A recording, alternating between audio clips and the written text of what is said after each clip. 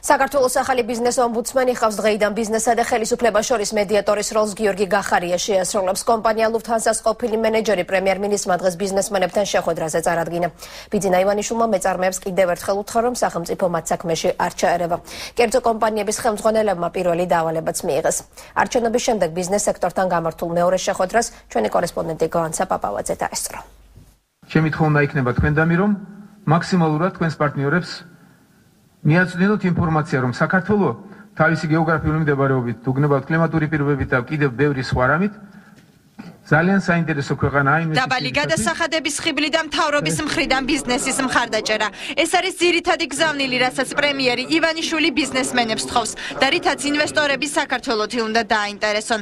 ბიზნესმენებთან რიგით მეორე შეხვედრის შემდეგ პრემიერი ამბობს, რომ მთავრობის მიმართ მათი ნდობა გაიზარდა. არავინ და ვერავინ ვერ გაბედავს კერძო ბიზნესში ჩარევას და აღარ მოხდება არავითარი გადანაწილებები და ახალი გადანაწილებება არ მოხდება საქართველოში ბიზნესმენების. კომპანია ვისორი და TBC ბანკი წლების განმავლობაში საზოგადოება ამ კომპანიებისა და ყოფილი ხელისუფლების წარმომადგენლების კავშირზე საუბრობდა. ძმები ფხაკაძეები, რომლებმაც წინასაარჩევნოთ ნაციონალური მოძრაობის სასარგებლოდ 60,000 ლარი გაიღეს, დღეს წინა ხელისუფლების მხრიდან ბიზნესის ზეწოლაზე საუბრობენ. ქართულმა ბიზნესმა იგზნოს თავისუფლება, რომელიც ესევ მნიშვნელოვანი არის ბიზნესის განვითარებისათვის და დღევანდელი შეხვედრის შემდგომ კიდევ უფრო მეტი პოზიტივი იქნება. ფაქტს, რომ ქართული ბიზნესი წლების განმავლობაში წნეხის ქვეშ იყო, TBC ბანკის ხელმძღვანელიც ადასტურებს. თუმცა მამუკა ხანძარაძის სახელი ელიტ ელექტრონიქსის ყოფილი მფლობელის ანზორ ქოქოლაძის გახმაურებულ საქმეში სწორედ წინა ხელისუფლების მაღალჩინოსნებთან, ზურაბ ადეიშვილისა და დავით კეზერაშვილთან ერთად ფიგურირებდა. ქართული ბიზნესი მეტნაკლებად იყო, ესე ვთქვათ, ბევრი წნეხის ქვეშ. არა მარტო წინა ხელისუფლების, არამედ საერთოდ ისტორიულად ესე მოხდა. იმედი მაქვს, რომ ეს ყველაფერი დაალაგდება და დაალაგდა უკვე. ძალიან მნიშვნელოვანი შეხვედრა იყო ურთიერთობა საქართველოსა და დონორ ქვეყნებს შორის, გადასახადები და ურთიერთობა მთავრობასა და უცხოელ ბიზნესმენებს შორის.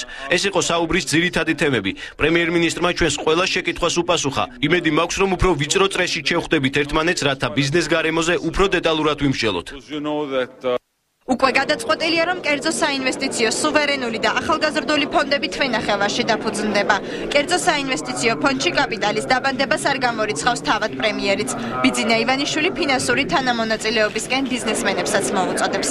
მუშაობა მიმდინარეობს და იქნება მნიშვნელოვანი სტიმული საინვესტიციო კლიმატის გასაუმჯობესებლად ჩვენს ქვეყანაში. შიშის გამო ამ ქვეყნიდან წავიდა კაპიტალი. საინვესტიციო ფონდები იქნება ერთ-ერთი ყველა უცხოელისთვის, ბანკებისთვის, ხილი საინვესტიციო ბანკებისთვის მოზიდვის საშუალება. ბიზნესმენთა შეხვედრაზე ცნობილი გახდა, რომ მომავალ კვირაში საქართველოში ონისჩენკოს უწყების სპეციალისტები ჩამოვლენ. ბიზნესთან მიმართებაში, როგორც ესეთი ინტენსიური ყოველდღიური დიალოგი მიდის, სავარაუდოდ მომავალ კვირაში ველით აი ამ სამ ჯგუფს, რომელიც ჩამოვენ. შეხვედრაზე ბიძინა ივანიშვილმა საქართველოს ახალი ბიზნეს ომბუდსმენი გიორგი გახარია წარადგინა.